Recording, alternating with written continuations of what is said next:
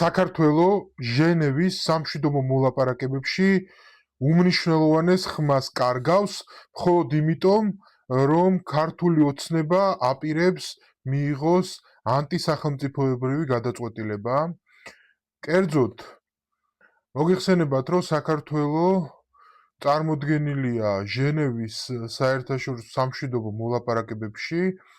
როგორც ქვეყნის უცხოელ პარტნიორებთან, ევროკავშირი, ამერიკის შეერთებული შტატები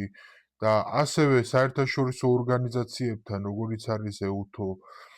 იმ ადგილობრივი და ავტონომიური ერთეულების სახით, რომელიც უშუალოდ კონფლიქტის ზონას წარმოადგენენ და ეს არის აფხაზეთის მთავრობა და ცხინვალის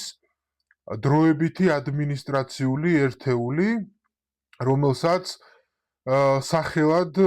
ამ ეტაპზე ჰქვია ყოფილი სამხრეთ ოსეთის ავტონომიური ოლქის დროებითი ადმინისტრაციული ერთეული. სწორედ ამ დროებითი ადმინისტრაციული ერთეულის გაუქმება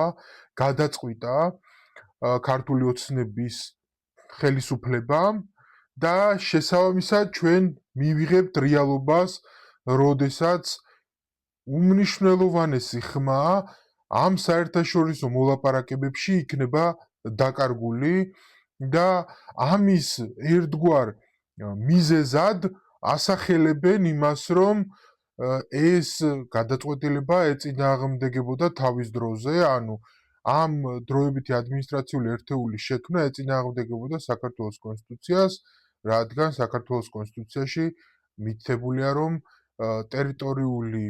მოწყობა გადაისინჯება საქართველოს მთელს ტერიტორიაზე იურისდიქციის აღდგენის შემდგომ. თუმცა ეს არ გულისხმობს და არ ნიშნავს რაიმე სახით კონსტიტუციურ გადახრას ან